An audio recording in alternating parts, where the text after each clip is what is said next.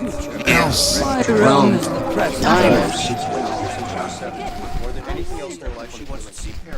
Hello, I'm Mark, And I'm Ruth. and welcome to the Else Realm Diner. It came from the swirling depths of the multiverse, a sentient cafe, a cosmic mystery, transporting its clientele through all manner of realms. No one knows precisely where the diner came from. All we know is that it seeks interesting conversation, warm memories, and good banter. On the menu today is 28 days later and 28 weeks later. We will be discussing whether we think 28 weeks later needs a rebranding as a good film. Well, yeah. And the thing is, for me, that's not really a controversial statement. It is one of my favourite, especially British horror movies. Although I suppose actually the second film isn't necessarily a British horror movie. But anyway, we'll get into that. But apparently, lots of people didn't like it as much as I did. So yeah, it's worth a conversation, definitely. Yeah, definitely. But before we do that, what have you been watching this week? Well, I have this week I binged a TV series called Archive 81 that I recommended to you. We'll talk about that in just a second. But also, last night I watched the film Ravenous, a really interesting film. Guy Which Pearce, also stars Robert Carlyle. Yeah, absolutely. Yeah. And it's a film that came out in 1999.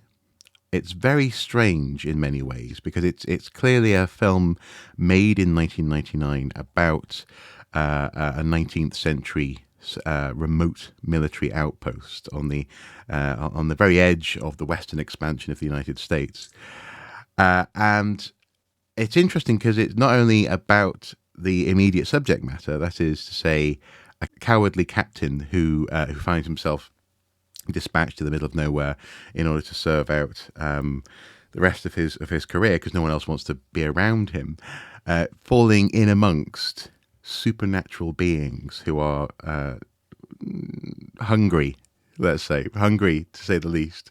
Are they like vampires? No, they're not vampires. No, it's Cannibals? Sort of. You're getting closer with cannibals. It's also rooted a little bit in Native American supernatural mythology, and it's interesting because the ravenous nature of the people in the film is an interesting analogy for the ravenous nature of the United States and the fact that nation, those states, consume everything in its way, really, especially across the continent. Oh, okay. So it's it's pretty good. I just noticed it was released the day before my birthday in 1999. So And would you recommend for people to watch it? I would recommend it, yeah. The director, Antonia Bird, apparently was brought on at Robert Carlyle's request. He had worked with her previously, and the film was going more or less nowhere. And she was brought in, and I think did a wonderful job. In fact, there's something about having her perspective as opposed to, I don't know, a well-known male horror director or thriller director attached to it.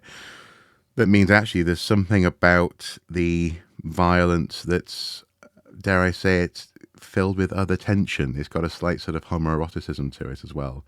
Interesting. Once you start eating people, then maybe you can't quite differentiate between what you love and hate about them, as it were. So it's no, but don't get me wrong. No, there's nothing like that in there, but the tension is there, and I think it's filmed in a way that's got a few different levels going on, and I think she was very clever choice for director.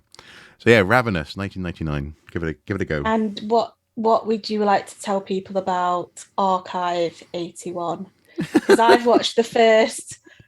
So Mark literally badgered me into watching this. Yeah. I was getting multiple texts going, have you started yet? Have you watched any of it yet?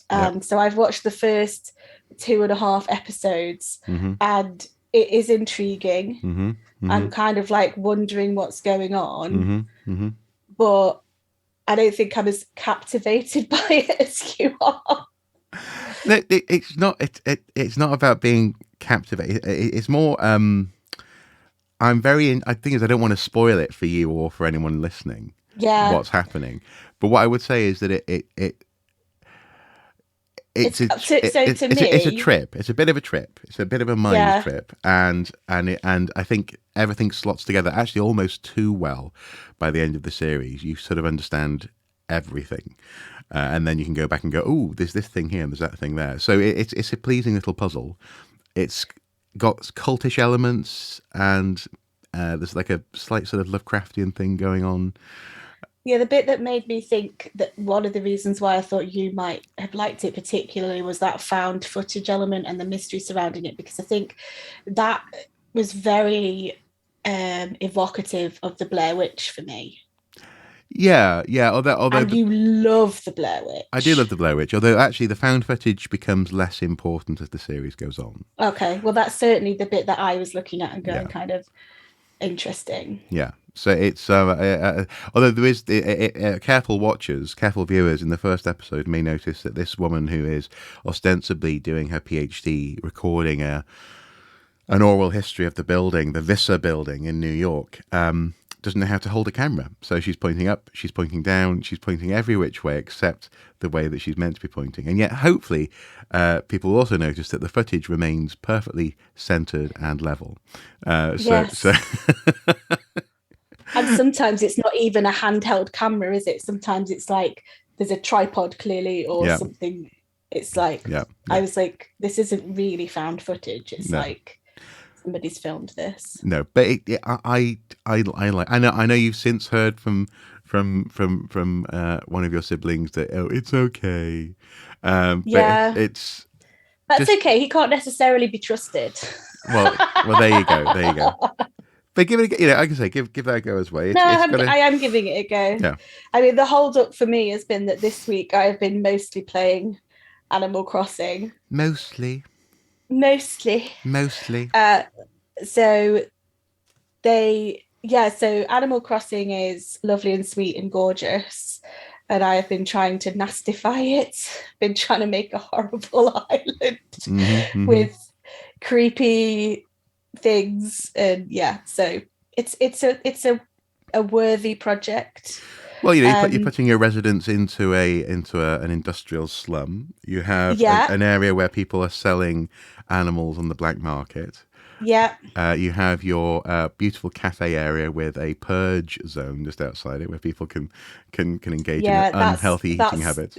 That's so un-PC, and that is not me not respecting eating disorders as a serious thing. It was No, just trying to make it as unpleasant as possible. well, it's kind of like the myth of the Romans, isn't it? Being sick so they can keep on eating, this kind of thing. Yeah, And then you have places where people are being burned alive. It's an impressive. yeah, human pies. Yeah, Yeah, yeah, yeah. it's been quite a challenge to make such a sweet and lovely game full of so many nasty things. But I am thinking I need to Dream Island it once my vision is complete, and then Exactly. other people can explore the horrors Yeah.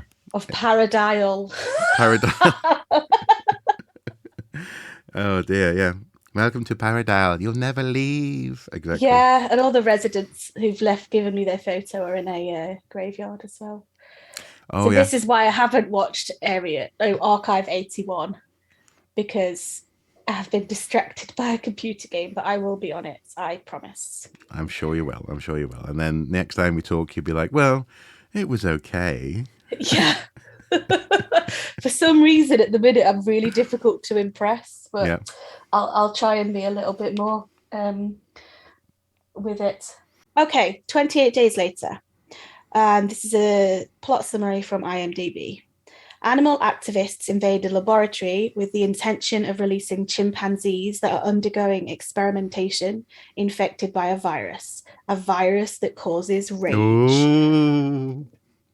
The naive activists ignore the pleas of a scientist to keep the cages locked, with disastrous results. Oh. 28, 28 days later, title of the film, Mm-hmm. our protagonist, Jim, wakes up from a coma alone And in an naked. abandoned And hospital naked. and naked. And naked. Don't forget the full frontal nudity, male nakedness. Very naked. He begins to seek out anyone else to find London is deserted, apparently without a living soul. After finding a church which has become inhabited by zombie-like humans intent on his demise, he runs for his life. Mm-hmm. Selena and Mark rescue him from the horde and bring him up to date on the mass carnage and horror as all of London tore itself apart. This is a tale of survival and ultimately heroics, with a nice subtext about mankind's savage nature. Oh, interesting. I suppose the question is, where did you first come across this movie, Ruth? So it's an interesting question because I actually don't remember where I first watched it. I might have seen it in the cinema, but it's one of those films that I have just seen multiple times over the years. And I remember watching it for the first time and thinking, oh my God, they are fast zombies. And that just suddenly being like, oh, and obviously it's not a zombie film and we know that, but. Well, I was thinking it should be sort of, Yeah. insert public information broadcast. These are not zombies. These are technically infected.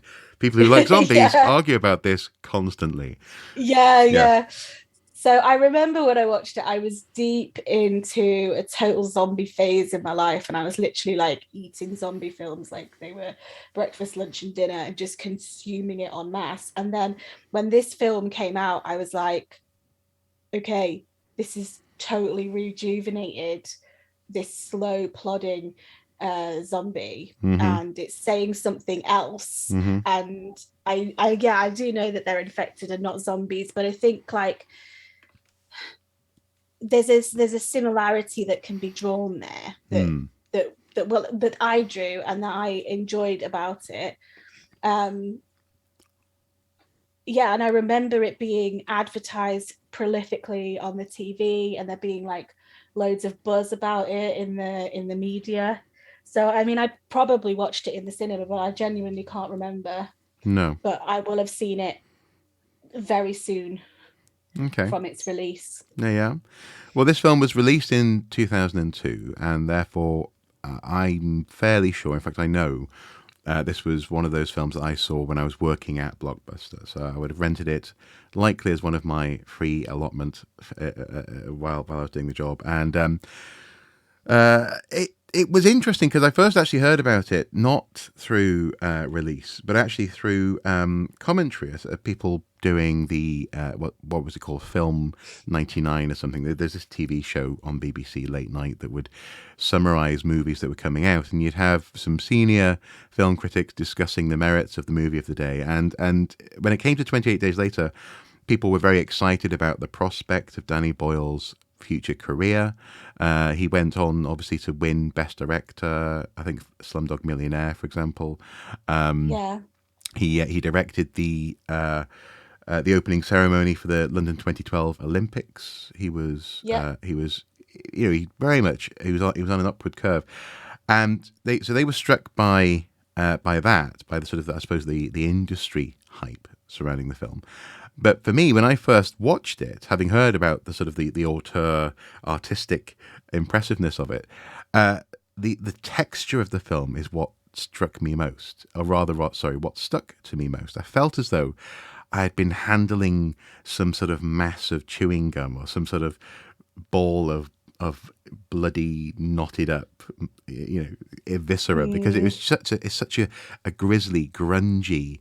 It's grimy, isn't it? It's a grimy film, and I think that's largely to do with the way that it was filmed, so going back to Danny Boyle and his trajectory in this instance, he filmed it all, I seem to recall, on consumer grade camcorders. So the whole thing has a sort of CCTV, weird color grading, not quite smooth or silky cinematic looking film presence, especially in the city. wasn't it? I mean, I might be wrong about this, but wasn't it early digital as well? Yeah, yeah, exactly. And Yeah, doesn't that sort of like you've kind of got like fairly low resolution yeah. Low resolution, weird that little artifacts in the corners of the screen, all this sort of yeah, stuff. Yeah, yeah, that sort of adds to this grimy world that you're entering into in the storytelling. yeah. That Uh, again, when you watch it now, it retains all of that, doesn't it? Like it still mm, mm, feels, it doesn't feel dated to me. It feels grimy still. yeah. Which I think is absolutely Fresh grime. fresh grime. Exactly, exactly. It doesn't get any cleaner.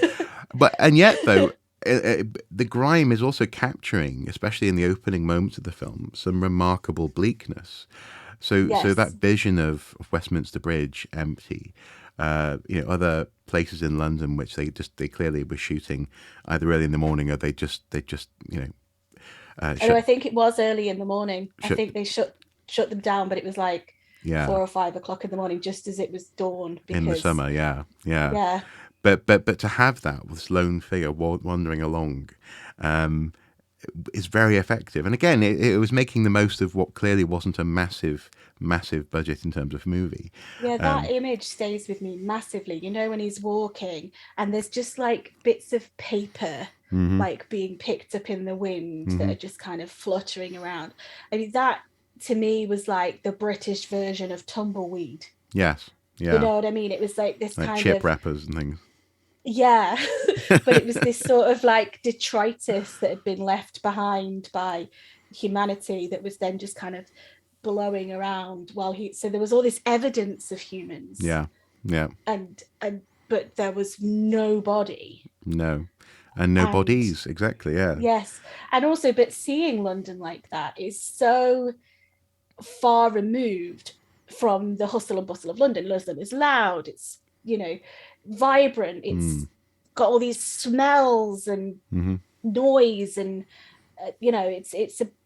it's not at all like it is in that opening scene. So I think that's quite a powerful opening scene. Very. And also, I don't know if you'll recall, but also there's a shot where there's a prominent, I think it's a Nokia phone advert where you've got this great big grinning face with a phone, sort of hi kind of thing. And so again, you get this weird texture of well, actually, as the description that you read just before alluded to, this notion that London has torn itself apart, and that beneath the veneer of civilization and consumerism and capitalism and everything that's sort of keeping all this hustle and bustle going, is the potential for it just to fall apart, and you're left with this sort of this gloss of a city, this gloss of an economy, even Yeah, that's now empty. and it's just got these whiffs of like crappy bits of paper floating around. Exactly, yeah. And then obviously there's the church. I think the church is fantastic. And it actually, the church Yes. at the opening works so well because Cillian Murphy as Jim is an Irishman. And obviously the actor is Irish, but he's playing an Irishman as well. Obviously he went on to play, for example, the lead in Peaky Blinders, where he's Peaky doing a Blinders, different Rose accent Brummy. entirely. But in this instance, he is actually Irish. He seems to be possibly Irish Catholic background, and so he goes into a church quite naturally. And when the priest is coming at him, he's like, "Father, are you okay? Are you okay, Father?" He doesn't want to attack him, but then he Yeah. swings his bag of soda cans at his head, doesn't he? Oh, I know. Yeah. Um, so it's Which was so to me like old lady with a brick in her handbag.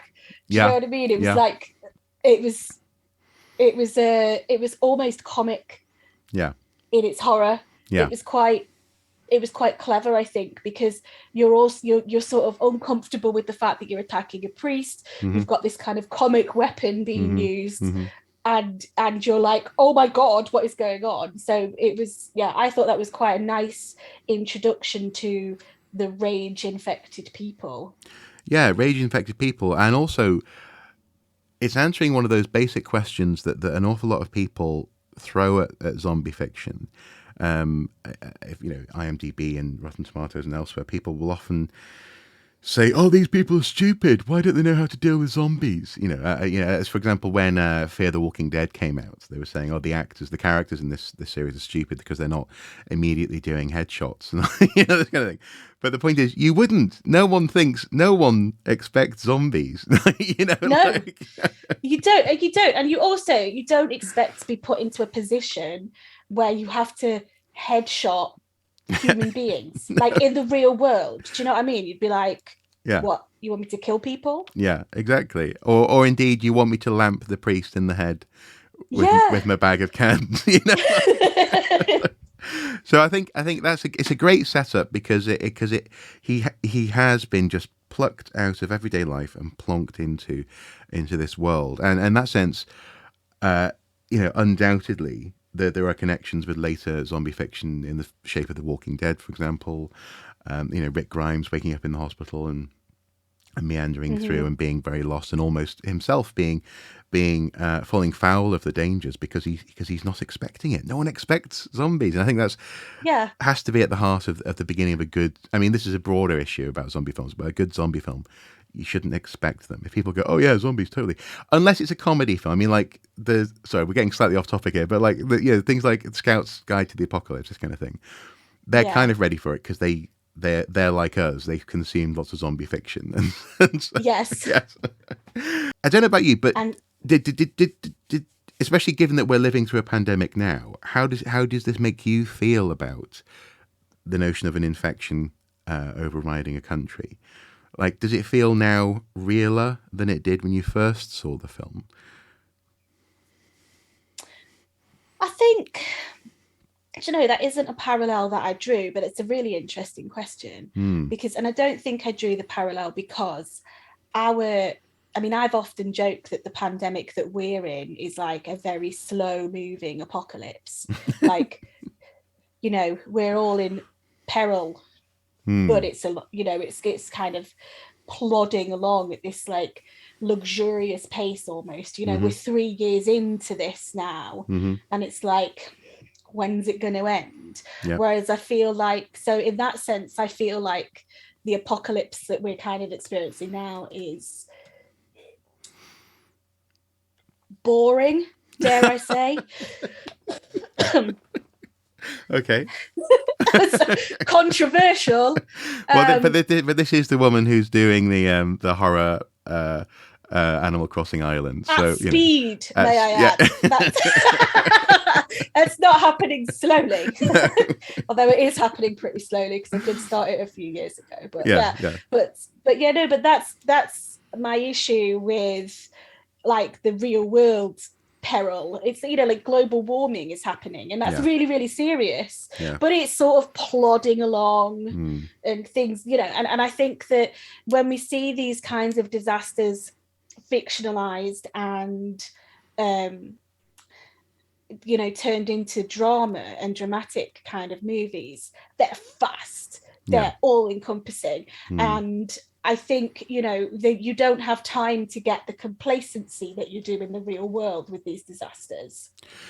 Well, that's true, but I mean, I suppose for me, one line that really stands out in 28 Days Later is when Selena is describing the opening of what happened in the previous 28 days to Jim, and she says, at first it was just weird reports of violence in oh yes, that was very like the countryside.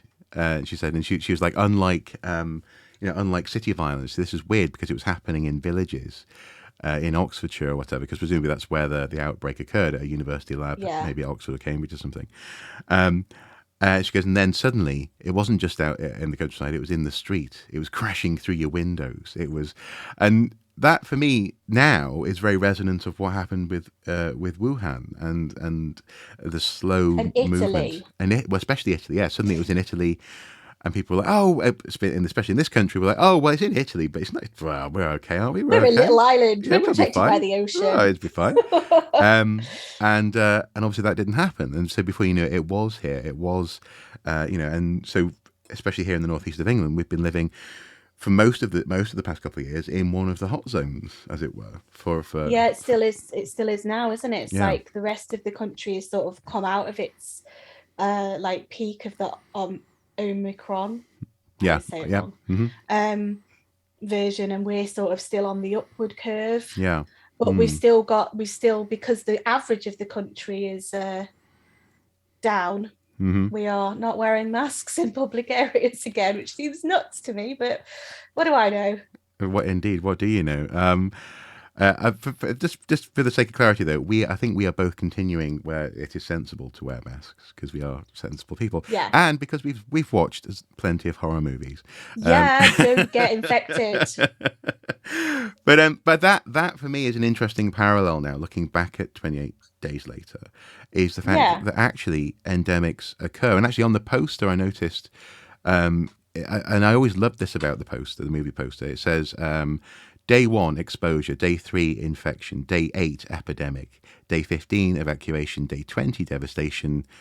28 days later. And it's sped up, but it's amazing how quickly this stuff can happen, actually. Even though, as you say, it is still plodding. Actually, the COVID COVID-19 is a fairly infectious disease, isn't it? Yeah. I mean, it's not very lethal as diseases can be. No. In that sense, but it is fairly infectious. Yeah. So it has been it does spread fairly rapidly. But not as rapidly as rage. Well, unlike the rage virus. Because it's an angry virus. Exactly. Well, I was going to say, unlike the rage virus, in this instance, it's people who don't want to be protected who get angry. Yes, that's true. It's all backwards. It's all backwards. Anyway, so go on. Where do you want to talk about next? I want to talk about Selena. Uh-huh. I love Selena. I think she's an amazing character. Mm-hmm. I love the fact that she is a pharmacist. Yeah. So she's very, very knowledgeable. Mm-hmm. She's incredibly competent. She's Black, which I think is a representation with all of those things together that far too rarely occurs simultaneously. Yeah. And I just think, that she starts off, her character arc is lovely. She starts off as this hard, nothing gets to her sort of powerhouse of like, and she softens and she becomes more vulnerable as she trusts Jim, and they sort of, I love her character arc, and she ends up hopeful. For the future, which is the thing that had been kind of knocked out of her at the beginning. Mm-hmm. There's 2 bits to her character, let's go 3 bits to her character that really make me go. So the first bit is when she kills there are 3 of them at the beginning, aren't there? She kills character Mark. Yes. So he gets bitten and she just machetes him to death. Yeah. Yeah. Well, they've taken up refuge in Jim's house. Yeah, and he wants to find his parents, doesn't he? Yeah, and he lights a candle. He's looking at a picture on the fridge, and just out of nowhere, through the skylight, comes one of the infected, just screaming, and then another one comes through the French doors, through the glass doors at the back of the house. And he's overwhelmed. This is the first time I think he's met one so close. Obviously, he was being chased through the streets when they rescued him. But then Mark, the other survivor, having fought them both off, appears to have been bitten. He's wiping blood off a wound, isn't he, on his arm, I think. And she looks at him. He looks at her, and then just smack. And actually, I think you see his arm go. Yes. Yeah. Yeah. And then it quickly cuts to this just brutal. She's just. Yeah, she just machetes him. Yeah. And that was like a really interesting character open. That she's just relentless about, it's black and white to her.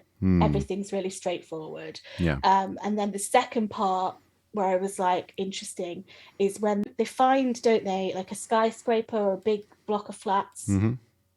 And it's got flashing lights on. So they go to investigate it, and they're climbing the stairs, and Jim is not coping very well, because he's basically just had sugar since he's been in the hospital, and obviously he hadn't eaten for 28 days or whatever after his operation. Yeah. And he's crashing, and she's like, she gets out her bag of drugs, and she's like, take this, and he's like, I didn't think you'd care. And she's like, you should have told me. Yeah. So you get this sense, like, from having this machete bit, you get then this sense of actually she does care, but her care is very, it's not a nurturing, emotional kind of care. It's a, here, take these drugs, do this now, blah, blah, blah. Don't slow us down. Yeah. Yeah. And then the third bit, when it really comes to when her character kind of is just thrown into a different light for me as well, was the bit where they get taken in, don't they, by soldiers later on. And she's with a young girl. Do you reckon she's like 14, 15? I forget her name as well. But they're sort of been told to dress up by the soldiers who are going to rape them. Yes. It's not very nice. No. But she tries to give the girl some drugs, and the girl's like, are you trying to kill me? And she's like, no, I'm just trying to make you not care. So she's trying to protect her, like, she's fiercely protective of her, actually. And she's just giving her something to take her away from what was going to be a truly horrible experience. Yeah. And I think those three moments kind of stick with me in terms of her character development.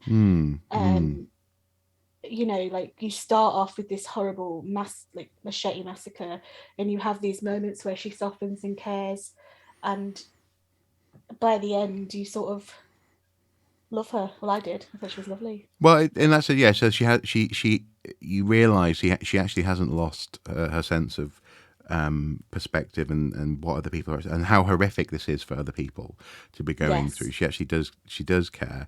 The character name is Hannah. Actually, that's Hannah, who is Frank's daughter. Frank is played by Brendan Gleeson, who they're living in. And this is, for me, one of the really cool things is when, obviously, they haven't yet made it out of London. They make it up to the top of the building, and there's Frank with a riot shield and a baton, and he's got a police helmet on. And because these buildings, I mean, as horrific as we now know they can be to live in if there's a fire, for example, the narrow staircases in this instance are a benefit, because it means that he can actually fend off the infected. Yeah, easy to defend. Yeah, and I love how British it is. Like, they've blocked it off with shopping trolleys. Yeah. I was just like, of course you have. Like, what other suitable item would there be other than the shopping trolley? But isn't this is obviously, with the exception of when we get to the army in a little bit, in terms of the story, this is one of the things that also makes this film very British, is that we haven't got people running around with guns. No, there's not a lot of there's not a lot of guns and ammo around. So yeah, they're blocking the stairs off with trolleys. They're having to blow up petrol stations. They're having to make use of cans in a plastic bag. And actually, where did she find a machete? Because that is a machete. That is a machete. He just has a machete lying around. Well, I did. Yeah. That's good. Again, that's a good point. The fact that she's managed to find it again shows that she's very resourceful, because machetes are not common. And when they we might be in London. London could be a bit violent in places, I suppose. Well, but again, that also speaks, I think, partly to the brilliance of the casting, is that what we get is a realistic selection of people from London. We've got an Irishman who's, I think, both his parents are meant to be Irish. No, maybe his dad's Irish, I think. So essentially first generation immigrant. You've got Naomi Harris playing Selena, who comes from an African Caribbean family. You've got Mark, who is unclear because he's dead very quickly. Yeah. But he's not from London either. No, exactly. No. So you got all these people who nobody's from London in London. No, they just find themselves in London. So that's really cool. But when they're in Frank and Hannah's flat, again, it's actually kind of lovely. It's very small, very British, very. No one's really making it's not like we got to make a plan and get out of here. What they're doing is they sit down and have a cup of tea. And, and they've got their plan is to put all the things that can capture water on the roof. On the roof, is their plan. Yeah. And that's the plan. And then, of course, it doesn't rain, which is typical. Yeah. Because he's like, not in weather. Fucking London. You never expect not to rain. Fuck yeah. And again, so there's all these things that make it really wonderful and really, particularly British.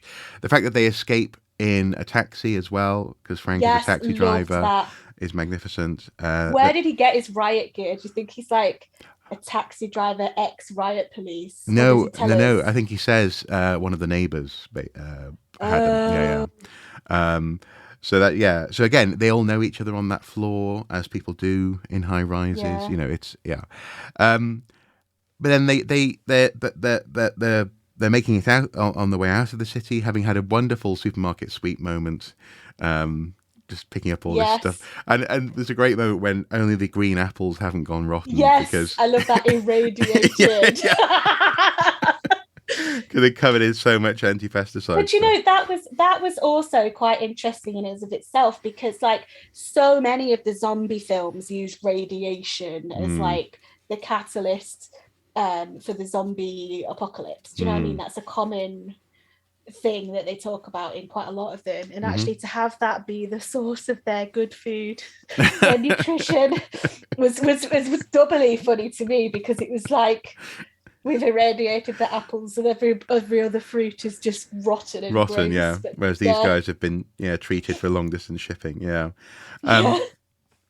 and then again, just coming back to one of the things that I find really beautiful about the film in terms of the use of camera work, there's a moment when they're on the way out of London and they're on the way travelling north because they've heard a broadcast from these soldiers up near Manchester. Saying, the answer to infection is here. This kind of thing. Lies. Yeah, lies. And it's accompanying the winding down of a musical. It does.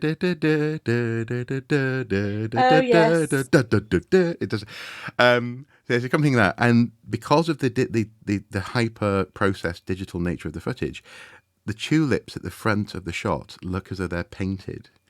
It's amazing. You got this taxi driving along the horizon, and these flowers. An impressionist tulips in the front. And it's just a little moment of a little painting in the middle of this horrible, grim, grungy film. That again just slightly raises it, slightly makes you think about. And I mean, maybe it was there possibly because just the camera happened to do it and it looked cool. But maybe it makes you think about what's been lost as well, or maybe it reminds you that actually there is beauty in the world. I don't know. What do you think? I don't necessarily remember that individual shot, to be honest, but I remember that sequence. And I really like that sequence because it unites that group of four as a family unit. And it's almost like they're going on holiday. Yeah. And it's a very British holiday. They've piled up all their stuff into the back of their car. Yep. The boot doesn't even close. They've strapped it in with those elasticated things. It's a sequence where you just get this sense of like family British holiday. They're just kind of bonding, which was so necessary, I think, for them to have a brief reprieve before you ramp up the tension again, because it almost lulls you, doesn't it, into this lovely sense of like, peace, relax, let's be calm, for then, all hell to break loose moments later. Well, and they at one point they decide to camp out in the ruins of an old monastery. And again, it's a beautiful little, as you say, the word is family, because it's a beautiful little character thing where Jim goes to sleep having he and Hannah and Selena, actually, they all take a little bit of Valium, don't they? Yes. Because again, Selena is a walking drugstore. And Frank is keeping watch. And next thing we know, Jim has woken up and everyone's gone. The campfire's out. Yeah, which is so mean, because he's obviously traumatized by that, Yeah. Having just been wooed to sleep by this father figure. Yeah. You guys just sleep well. And so it shows you, and I mean, we touched on this in the last episode, this notion of in Terminator, people when they're trauma bonded are seriously connected, and we Yes. have that here. We have a man in the form of Jim who knows his parents are dead, who's been woken up in a world that he doesn't recognize, having this father figure, and then having this notion of suddenly being separated. He at those moments, we are all essentially the chimpanzee. He doesn't want to be alone. You know, a Yes. chimp who has the confidence to be alone is a very rare animal, and humans, especially when they feel as though they're under threat, can be very similar. We can go, oh, whoa, yeah, where they go, and thankfully he hasn't been left alone. Thankfully, he was just very heavily drugged and then woke up and went, oh, okay, And it's right, like, you've missed breakfast, and then they make him run to get in the exactly, car. run, get in the And he's like, exactly. ah! Yeah. So, but again, it's this kind of like family dynamic of teasing, Yeah. you know, like good fun. But I still think that's so mean, because it did just be like, oh no, it's happening again. And Exactly. he's obviously like, yeah. But then I suppose, you know, with your siblings when you're growing up, and you do pick the deepest wound, don't you? Maybe that's just me. no. And whether we know it or not, we become very good at just immediately getting under the skin of someone who we love, and for the most part, Yes. that's certainly what starts to happen here. So as part of this journey, somewhere along the lines, they end up at a truck stop, and I think this is the beginning of that relationship starting to crumble. It's the beginning of this happy family veneer, you know, not necessarily being all there, which is they go to get petrol from a truck, and I forgot, the dad is siphoning the petrol or the diesel, which he actually gets in his mouth. Yeah. Like, you can siphon without swallowing the liquid. No, but this is the great Hollywood trope, isn't it? No, you do not need to do that. It happens every time. It happens every time. You don't have to siphon like that. I've siphoned liquids. It's not that hard to just not get a mouthful of it. Anyway, indeed, Ruth likes to go around harvesting petrol from people's cars. Well, no, but no, actually, no. We should really clarify. You definitely, you're not explaining it. So I was trying to say, actually, you know, obviously, as a responsible human being, you don't do that. But if you don't want to explain, that's fine. I've siphoned many things. Yeah. What? Yeah. I like the idea of in the middle of the night. What are you doing to our car, Ruth? And you're just like, I'm a scientist, and just disappear with a cloak, like, just into the night. How you siphon properly? And all we hear is just echoing down the street. Nothing went in my mouth. Crying. Oh dear, stop it. Right.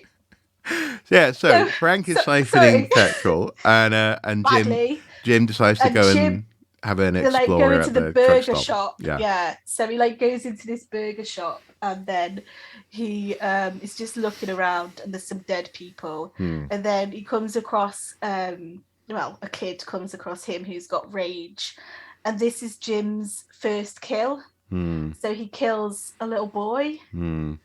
And it's quite violent, and like, he's obviously affected by it, isn't he? Yes. But you just get this really stoic performance, and then he doesn't tell anybody that that's happened. He's like, yeah, everything's fine. And again, that's part of Jim on kind of the opposite trajectory, isn't it, from Selena, because she's softening and he's hardening. Yes. Yeah. That's great. Yeah. Very good point. Yeah. It's kind of a really nice thing where he's like, I think he's trying to pretend that this is just the world he lives in, and this is the kind of thing that you have to do. And he's taking that lead from Selena, who sort of immediately kills somebody because that's what you have to do in this world to survive. Yeah. But obviously he's shook by it or shaken by it, and is kind of just wiping off the bat, which is his chosen weapon, isn't it?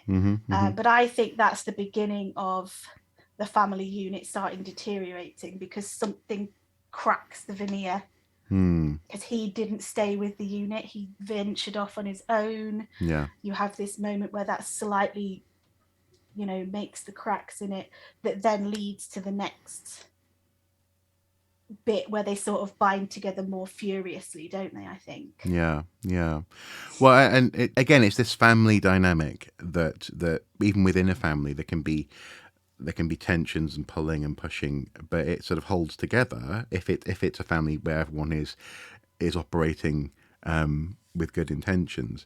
And for example, when they come upon on the horizon Manchester that's on fire, and Yeah. again, this is where again, I think Danny Boyle did an excellent job with a film that was using relatively low budget cameras, relatively low budget production. They couldn't show Manchester on fire, so instead they show the horizon as just a wall of black smoke. And And again, that is quite a powerful image, isn't it? A yes, deserted London, Manchester on fire. yeah, Those are like places in Britain where you're like, that's catastrophic. yes, yeah, Do you know what I mean? That's a catastrophic image, basically. yeah. And in that sense, yeah, I suppose if London is Washington, Manchester is a version of New York, maybe. Yeah. And just seeing it gone is a big it's a big moment for the characters because I think Jim says what the whole city is on fire, and they're like, well, there's no Yeah. firefighters to put it out. There's But no, also that's the terrifying thing. That is where they are going to yeah, find the answer to infection. yeah, And the whole city's on fire. It's like, guys, yeah, you're not finding well, maybe just burn everything is the answer. maybe, but unless thankfully that's not where the soldiers are now. I think they hint that they had been closer to the city, but then took refuge in the countryside as things Yeah. got worse. But they're on the outskirts of Manchester, aren't they? Because they Yeah, get them to stop at a particular junction, yeah. which looks like one of those war zone checkpoints. And it's around about this point that finally the family really is literally pulled apart because unfortunately Frank becomes infected. And did you like how he became infected? Because I thought that was very clever. It speaks to his humanity. He gets a bit frustrated with this noise of this bird going, so he sort of whacks a bit of scaffolding, causing a single drop of blood from a corpse on the scaffolding just to and fall through the air into his eye. And it's the Yeah. subtlest of things. He couldn't have fought that off. He couldn't have. No. He couldn't really have seen it coming. Not really. I mean, who really expects? Who expects zombies now? Who expects drops from the It was sky? also kind of unfortunate bad luck as Yeah, well, really bad wasn't luck. it? Yeah, It sense to me again, there was this kind of parallel being made there between they are lucky to be alive up yes. to that point, and his luck ran out. He's But looking at it, he'd yeah. managed to survive long enough for him to provide for his daughter's safety. Yeah, and also he dies. Yeah, this is a way that I often think if I ever if I ever die, when I die, I would like to die, as it were, in whatever. Shouting, "I love you, Hannah! Well, no, well, in whatever way. But what I was going to say, well, actually, Get away from me!" I'm infected. Get away! No. In all seriousness, I would. Sorry. He dies. He dies despite the horrific world. He dies with love on his lips. And he says, I love you, but get away from me. He's Yes. protecting her right up until the last moment. Yes. And again, he's a big bear of a man. He has that sort of presence that everyone in the group feels is fatherly, and out of nowhere, soldiers who presumably were watching, because so much Yeah. as they were monitoring what's going on with this group, they take him out. I think they shoot him in the head, and he's done. Yeah. And I think that's really important because this is where I know you have problems, and I agree. Actually, this is probably my least favorite part of the film from here on. But I can't imagine where Frank would have fit in the next part of the film. Actually, I can't imagine where on earth he would have fallen in. No, with I don't. the group. I mean, I don't have a problem that he died. I think he probably was the. It was gonna. I mean, in terms of dramatic storytelling, you would either take him or Hannah out, wouldn't you? Yeah. And I think it was far more interesting to keep Hannah in because she had needed care, whereas he was a carer. So in terms of the other characters, but also, I mean, I kind of thought it was not unbelievable, but that the soldiers would watch for a little bit before they made their presence known. Yes. I Yes. thought that was believable. Mm-hmm. And at the point where the danger was there, Mm-hmm. that's when they would do it. So it wasn't, I mean, I do have a problem with the bit about the soldiers, but not necessarily that part. No. No. But But not. it does give you a sense that they're perhaps a little bit sinister because they don't welcome them straight away. Yeah, they don't welcome them straight away. But also, what they proceed to do is scoop up these three civilians and take them back to a mansion that the soldiers have co-opted as a base. One of these great stately homes. They've surrounded it with minefields and barbed wire and stadium lights and this kind of thing. And there's a group of is it 8 maybe between like 5 and 10 soldiers who are all held up in this house. Our heroes don't know what on earth's going on, but they are introduced to the sergeant, Major Henry West, played by Christopher Eccleston, who has a veneer of welcoming. He sort of, welcome, the food is warm and the showers are hot, this kind of thing. And I mean, on the one hand, I can believe that soldiers could do this. They could create a little defensible position. But I think you have a problem with what their intention is, don't you? And how the story sort of from here. Well, actually, arguably, maybe it becomes about human nature, and this is where actually also one of my interesting parts comes in as well. But go ahead. Yeah, so I do have a problem with this because if we follow the timeline, it's not been that long. No. So it's 28 days later when Jim wakes up. We're not talking a month's, maximum a month travel since then, aren't we? Maximum. Yeah. So we're 2 months since kind of Z-Day, shall we call it. Mm-hmm. And these soldiers have gone crazy. Mm-hmm. So they think it's the apocalypse. Well, I mean, it kind of is the apocalypse, but their response to that is that we need to get women and breed and restart the human civilization. Yeah. And that's the bit that I have the biggest trouble with, because I think these are trained soldiers who have been in combat for a relatively short period of time. And you find out later, don't you, in the thing that there are actually helicopters or planes flying over that you can physically see with your eye. Yeah. That would indicate that there is civilization out there, that something else is going on, that that maybe outside of the UK the infection isn't present in the same way. Well, and that's just a very, very, very brief aside there. That's an interesting point because Selena, Naomi Harris's character, says that before the news went down, there was reports of infection in Paris and New York. But the film would seem to indicate that perhaps actually no, the island of Britain was isolated, because we have in 28 weeks later a very strong indication that actually it didn't leave the island. It may have left, but they may have handled they may have the cases contained it, yeah, because they'd seen what had happened to the UK. Do you know what I mean? So you have a different thing. But yeah, I mean, I just didn't buy the soldiers would have come to that point as quickly as they did. And that irked me a bit while watching it, because I was that just jarred.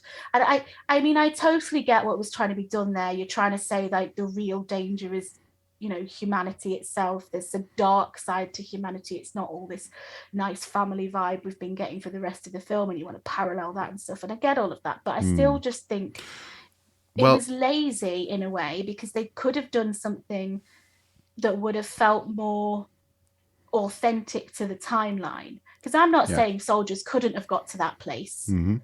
I think that place is a reasonable leap to make eventually, if you were in the wrong kind of environment with the wrong kind of ideas floating around. Yeah, but maybe 6 months, a year, Yeah, I mean, you would have to be isolated, I think, for a long time. And I also think that the group mentality of that was again a little bit unbelievable. Like normally when ideas that are that extreme come out, you tend to have like a charismatic leader, you Hmm. tend to have like a cult like structure, and none of those like psychological foundations felt like they were there. Like the soldiers were quite chaotic in their behavior, the chain of command seemed a bit woolly at times. Yeah. There was a lot of they weren't pulling together as a unit in that way No. for them to then, yeah, it just didn't vibe with me. Well, and I think it's probably, again, this is where it's a very British film. It's probably quite telling that this happens in a stately home, because what we have is an upper class officer in the form of Christopher Eccleston saying, Yeah. "Hello, welcome, welcome. We're going to re-establish the whole of civilization from here." Yes. But he's got as his underlings, with the exception of Sergeant Farrell, who is the Scottish guy who's genuine, like, what the heck what are Yeah, we he's doing so here? nice, isn't Yeah. he? He's so nice, and then the others are all absolute twats. Yeah, well, but in that sense, this is very telling, because actually the upper class guy doesn't care what the underlings really are doing, so long as they Yeah. pull together to protect the house when it's necessary, so long as they go to war to protect the country, Yeah. and also so long as he is always in charge, as long as he's on top. And actually, the fact that this happened in a stately home is also interesting, because what you have is there's this great big leaning back statue of, I think, a Titan, one of the ancient Greek figures of mythology, anyway, in the lobby. So as all this violence starts to unfold in the house between humans, infected and not infected, because eventually, of course, the infected get in. Um, Well, the infected are already in. well, the infected. Well, yes, actually. So, well, yes. I suppose they have a soldier, don't they, tied up in the middle of the house, in one of the yards, um, uh, and because it's all gone a bit rapey, of course they chuck Jim out, because Jim, they don't want to sleep with They don't Jim. want to rape Jim. They don't want to sleep. Like he can't have children. They're going to repopulate the earth Exactly. with So, two women. yeah. So he ends up letting some infected in as well. But it's quite telling that all this violence unfolds in and around this edifice of civility. Again, Yeah, grand it's like, statues, pillars, a little bit like the advertising and the city structure of London. You have this yeah, house, which is, I think, a veneer of civilization, in which we're all just this writhing mass of violence. yeah, Well, not we are all; they are all in that moment. yeah, Yeah. And well, I think something which I know I've talked to you about before is that, for me, what struck me immediately upon watching this film back in 2002, God, 20 years ago, so I would have been 17, was the fact that the most violent act in this film is done to a person who is alive by a person who is alive, i.e., uninfected people. Jim forces his thumbs through oh someone's eyes, yes, doesn't he? And it presumably this must have been possibly a very on the nose point that the director was making, but I definitely got it, and that was, oh like, as you yes. say, people have this in them already. The virus isn't making us do anything that we're not capable of. Well, actually, that's something I want to pick up when we start talk about the next parts, like the sequel, Hmm. about what that virus is tapping into. Hmm. So remind me to come back to the. I'm gonna write it down. Well, well, no, well, actually, in that sense, I mean, we're about halfway through, so uh, for the sequel, what we have is at the end of 28 Days Later, a sort of hopeful tone. We have a flyover from Yes. possibly RAF, who were stationed maybe in Gibraltar or something. They're doing a flyover to see what's going on. We see infected dying out, presumably starving on bridges and things up in Scotland. Yeah. And Um, there's they've made, haven't they, a huge hello, yeah, like that sign out of bed sheets, curtains, yeah. whatever. Interestingly, But it it was doesn't say help. It says hello, yes. which is interesting. When it was pulling out, I remember this is going to say SOS, Yeah, because everybody says SOS or help, yeah, and it wasn't. It was a greeting. Yeah, that's quite an interesting. But yeah, again, I think it speaks of like the hopeful tone that you end. Like this terrible thing has happened. It's washed away. yeah. And now they have survived it and they can be saved. Yes. Now, this brings us on to the events of 28 weeks later. And following what was maybe a high tide point in the infection and that sort of hopeful hello waving at the aircraft flying over, 6 months have passed. Well, according to the story synopsis on IMDb, 6 challenging months after the horrific events of 28 days later, when the unstoppable rage virus decimated the entire city of London, the US Army has restored order, thank goodness, and is repopulating a quarantined city. However, after the first wave of returning refugees, an unsuspecting carrier of the highly transmittable pathogen enters the dead city and unknowingly reignites the spread of the deadly infection. Indeed, the virus is not yet dead, and this time it is more dangerous than ever. Will the nightmare begin again? Question mark. Oh. I mean, you hadn't watched this film for a long time, had you? I watch it, No. I think, quite often because I quite like it. There's a major thing that bothers me about it that happens at the end, which kind of ruined it for me, and continues to ruin it for me in many ways, actually. Mm-hmm. But I think up until that point, and if that moment hadn't happened in the film, I think it would be very good. Well, very good. Better. Uh-huh. Better. Better. Fair enough. I mean, I think the beginning's very good, isn't it? So we open in a very sharply contrasted way to 28 days later, which is a very bleak and lonely beginning.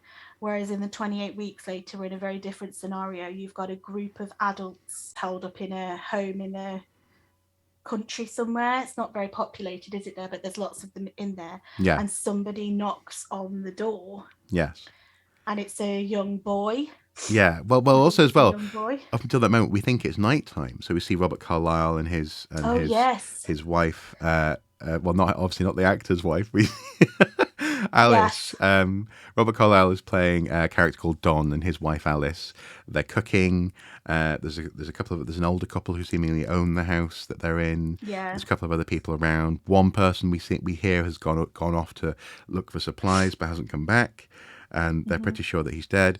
And this knock on the door reveals that it's not actually nighttime, because we think it's the evening when they're cooking and preparing this meal. It's actually blinding daylight when they open the door, and this boy's there, half naked, covered in muck, just let me in. So they let him in, and for me, the beautiful thing about this moment is that it sets up the through thread of this entire film, because he says.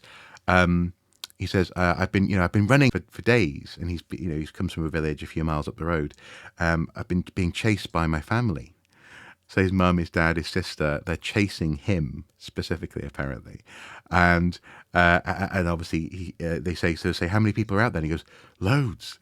There's just loads. They're everywhere.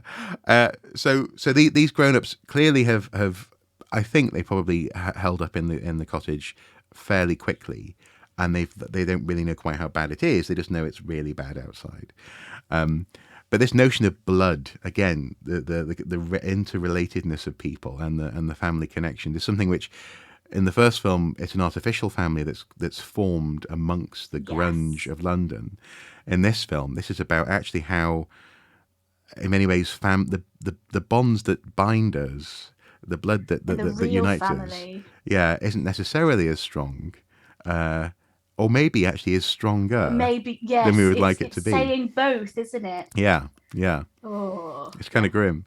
Anyway, so one of the characters in the house, I can't remember her name because she doesn't last very long. she poked a little bit of fluff out of the in between the cracks in the window. Had to look outside, and of course, an infected person sees her, smashes through the window, bites her. She voms all over another human being who's in the group. He goes again, and we're off. The infected are in the house, and it's really horrible. Actually, also seeing the lovely old couple go down, because the old man, he's trying to hold them off by keeping the barn door closed. She sees him get eaten alive, but then comes a key moment where Don has to decide whether to because he's been separated from his wife, to jump in and try and rescue her. The wife is protecting the boy. Yes. Like her mothering instinct is kicked right in. Not her child. We find out a little bit earlier that she's got children. They've got children. Yeah. And her instinct is to protect this boy, cuts around him. Yeah. And that's when Don, Robert Carlyle's character, runs into the room. Yeah. And then has this choice presented to him.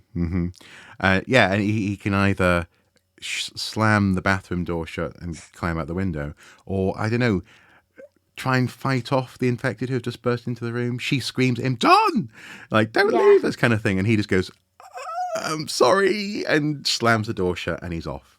He's climbing out the window, he's running away, and there's this amazing shot that you pointed out as being really impressive, and it's in the trailer actually, I think, where he's running across a field, frantically looking behind him. The music from the first film is kicking in, that wonderful sort of ramping up soundtrack. But it occurs to me that was probably done with a helicopter, not a drone. Given when this was shot, so that was a helicopter shot over the top of him. It was 2007. Yeah, so probably shot 2005, 2006. He's running, this vision of this day-lit countryside with the undulating horizon, with just people just swarming over, and eventually he escapes, but he's left with this trauma, this guilt, actually, which I think goes on to define him, and also him when he's infected, his rage. Yes. Because he looks back and sees, as he was running, he sees his wife at the window, but she's seemingly lost all sense of hope inside the room. She just can't believe that he's running away, just banging on the window, and then he sees her taken out. Something grabs her from behind and pulls her away from the window, and he's stuck with that image. He floats off down the river. And the next time we see him is when he's at the train station to meet his kids who've just landed in London. Now that they're being let back in from refugee camps in Spain. Yeah, so I think this bit's quite interesting. This kind of setup that he's put for himself is quite interesting because it's kind of in contrast to how he behaves. So he sets himself up, and he says he's got quite an important job in the building. He's got all the keys for everything. He sort of has a good community of people around him. He's got a narrative about how he survived and what happened to his wife, all of which are kind of him telling the version of himself that he wants other people to see. Yes. And that is quite an interesting character to me. Like, in some ways, I thought of him as quite a small person. Like, he wants to be so much more than he really is. He wants to be better than his faults allow him to be. Well, possibly, but also as well, you could argue that he just wants to see his kids again. He was just desperate not to die. He was just desperate to be. So I totally didn't get that. I'm not saying I got that. What I'm saying is that could be his motivation. That could be his justification. If you know what I mean. Yeah, but he's not told people that he left his wife, has he? He's told people that she's dead. That she's dead, and he saw her die, and it's like he misses out the fact that he could have helped her. Yeah. And he chose not to, and that was a very deliberate decision that he made to save himself. And I'm not saying that's a decision that other people in a similar situation wouldn't make, and maybe if it was his real kids and not that random boy, he'd have had more invested in that than he did. But he saved himself. Yes. Ultimately, but as you say, though, he clearly has, as much as he is we know his secret and his shame. He's also trying to impress his kids with his power. So they're like, whatever, Dad, you don't really have an important job. And he halts the swiveling door that they're going through with his access pass. And he goes, no, I'm in charge. And an alarm goes off. And then he opens it up again. So he, as you say, he's inserted himself into he's found himself in a place of power in this green zone. Yeah, and I get the sense he's not. I mean, he's kind of like in a caretaker capacity, isn't he? Yeah. Like, he's not actually, in a sense of, he's not a decision maker, but no. He has a lot of access. Yeah, yeah. But that's important for him, isn't it? That people know that. Exactly, yeah. Well, he's like, look, Yeah. access all areas, badge, yeah. Yeah. I'm important. Exactly, I'm important. But he's also only important to a certain extent because, as I say, the US Army has set up this green zone in this city. Stop me if you've heard this one before. And they think that they can control everything, and it turns out that they can't control things as well as they actually can. Now, in that sense, the film. When this one came out, this was in the context of the second invasion of Iraq that had been going now for about 4 years or so at this point. It came in the context of people like George Bush saying, more or less mission accomplished, job's done, when the job clearly wasn't done. And you can see that as a criticism of hubris, which we've seen play out in the real world in the Middle East, but also in this instance. I mean, do you think that actually that the army had a good reason to think that their protocols were fairly fit for purpose? The problem is, there was some stupid decision made. So number one, and they even say this, like, why were they letting kids in at that very early stage? Yeah, yeah. Why was it so easy for those children to leave the compound? Yeah. Like, I'm sorry, they weren't like ninja children. No. Do you know what I mean? They were like regular children that just walked out. Yeah. Like, that was ridiculous. Yeah. If they thought that was secure. And I think the protocol around quarantine and isolation was non-existent. Yes. And I think that based on what we know now about pandemics. Again, it's interesting, isn't it? Because living as we are now, this does change how you see this. Yes, I think it does. Yeah. But that jarred me more, actually, I think, because I was like, well, that's ridiculous. If there's an infectious agent around and somebody's got an eye that looks infected, you're not going to put her in a room, are you, where to be fair, can just walk in? But the thing is, anyone couldn't just walk in, but someone had an all-access pass. Yeah, but again, would you give an all-access pass to a medically secure facility? No. To that person who was clearly dead? I mean, again, it's like, so there were a bit of, I think looking at it, there's a couple of plot holes. Do I care? No, because it's making a comment about, it is making a comment about arrogance and hubris, isn't it? It's making a comment of like, if you think everything's going to be great because you're amazing. Well, but again, this is something that we've seen play out in the real world, where the medical officer, so this is Rose Byrne, the actor playing the character Scarlett, is talking to General Stone, played by Idris Elba, and she's like, look, what if it comes back? It's been X many days since the last infected person that we've spotted. It's been X many days since the last survivor that we've met. As far as we know, this country, mainland Britain, is infection free. But what if it comes back? And I think that's a good scientific question. She wants to know what is the protocol? How are we going to handle this? How are we going to quarantine it? How are we going to? And he just says, "We'll kill it. If it comes back, we'll kill it." Like that. Yeah. That's his response. And again, it's hubris. It's also pushing boundaries. So we talked at the very beginning of this podcast about the fact that people in this part of the country, where actually I think it's the last remaining hot zone in the country for Omicron. We may well see what happens with the new variant that's floating around at the moment, BA2 or whatever. But because people in charge want to for various reasons we're not going to go into, want this inconvenience apparently of masks to go away, people are just embracing it. Yeah, okay, we'll get rid of it, despite what's actually not even common sense, what's actually a reasonable cautionary approach to take. People want to feel a certain way. They want to feel in control, I guess. Yes. And so actually what we have here is a general who wants to feel, well, if it comes back, we'll kill it. And all she's asking for is just a basic if it happens, what will we do? That's all she's asking. What is the protocol? Yeah. Like, what? Yeah, because also, it's vague, isn't it? Like, you're not actually, that's not a plan. No, exactly. We'll kill it. Lots about not having plans. No. Again. Yeah, we have. Yeah. But that is it's not a plan. It's not sensible, and it speaks of, you know, a lack of understanding of how it works. And actually, I like how they introduced it back in. I thought that was a good having reinfection story. a carrier in that sense. Yeah. Yes. Let's explain what happens then. So after the children have been returned to Don, they go out exploring, don't they? Because it's really easy to get out of this really secure thing without anybody noticing. Yep. So they go back to their family home to look for a picture of their mum because...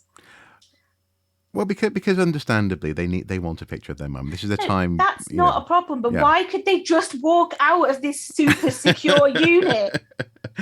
Like, if they could just walk out, nobody noticed. Like, well, no, that's not true. No, that's not true. The sniper Doyle noticed, played by Jeremy Renner, and then it's ineffective because he did nothing about it. Well, he reported it. Oh no, he does. He reports it, and then they still have hours and hours to get. Yeah, it's ridiculous. So he says, we've got 2 stray dogs leaving from the North Gate or whatever. Two pups. Kittens. 2 pups. Or was it 2 pups? 2 puppies. Yeah.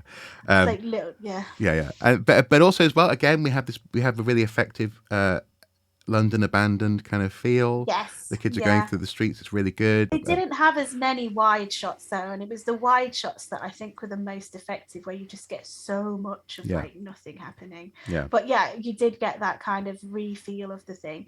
Anyway, they go and get their thing and they're picked up. And then in the meantime, they get back, don't they? Yep. And their mother is there.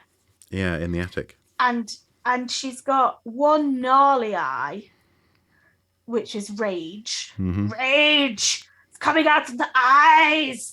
And then the other eye is like normal. And then she keeps having these little moments, doesn't she, where she's like twitching with rage and then she controls it. Yes. Yeah. Well, it's so her and her son, and this is where again this question of blood being thicker than water and so on and so forth. Her and her son both have a condition where one eye is a different color from the other eye. David Bowie had a similar situation, but apparently that happened to him because he was beaten up once when he was a kid.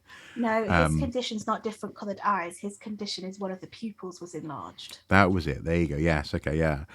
So it's not always something that the eye differences aren't always something that you inherit. But in this instance, they have. Yeah, there is a condition. It's called heterochromia, I think. Yeah. Yes. So different coloured eyes. Yeah.